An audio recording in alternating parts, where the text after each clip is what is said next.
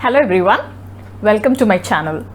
For more videos on MBA or GMAT related journey, please subscribe to our channel. You will get notifications of any new video that is made. In today's video, we are going to focus on the letters of recommendation. Usually people don't focus much on this aspect of your MBA application. But since stakes are very high, it is 1 year of your life and getting into your dream B school, why leave any even simple or important aspect of your application, right? So today's video will focus on how you can handle your letters of recommendation to the best of your favor, right? First of all, why do colleges ask for a letter of recommendation, right? So the point is, you have mentioned a lot of things about yourself in the application. How will a college get some vetting from someone in your workplace or someone known to you before in a professional setup to vet what you have written in your application? They just want to see if there is a consistency in your personality and in the consistency in your claims. That is what exactly the universities or the institutes really want to see from a letter of recommendation. So one thing that you can keep in mind is that there should be a consistency.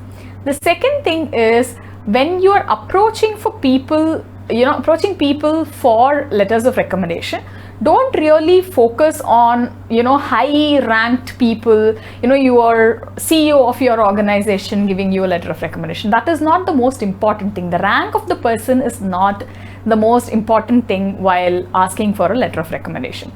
It should be from a person who has worked with you in close professional settings, and they can actually provide you genuine letter of recommendation for you.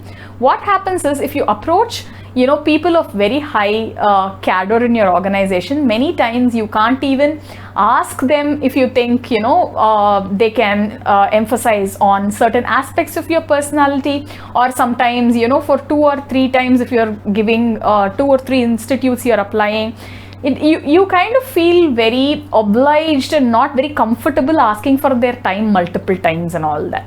So I would say, if you have really worked in close relationships with people, then ask them for recommendation. That is one point. The second point is, when you have certain aspects mentioned of your personality mentioned in your essay or in your application, what you can do is, you need not or should not basically write your own letter of recommendation. That is not what institutes expect from you. But you can definitely, because people who are writing your letters of recommendation will not have time to sit and type everything, think about every point of yours and make this elaborate letter. Instead, what you can do is, you can say you had worked with them in this time frame, and what are some of the key achievements or accomplishments you did during those period. You can list all of those, and certain characteristics you think had come out or were exhibited in those things.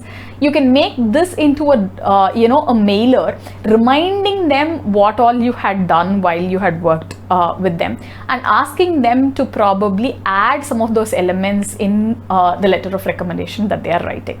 Or you can even roughly draft a version saying these are the things that can be covered. If you're okay, please go ahead and do this, or if you want to add or write it differently, please feel free to do so. But don't write in your typical tone, in the same tone which you had already written the essay, and ask them to copy paste it exactly in the LOR, because see, when AdCom has both SOPs and LOR side by side, if it is the same person who had written both, it is not very difficult for people to really find out that you had done it on your own, right? So it is a matter of, it is a sensitive thing which you really want to be really careful in terms of not using the same tone of tone of writing in LOR and SOP.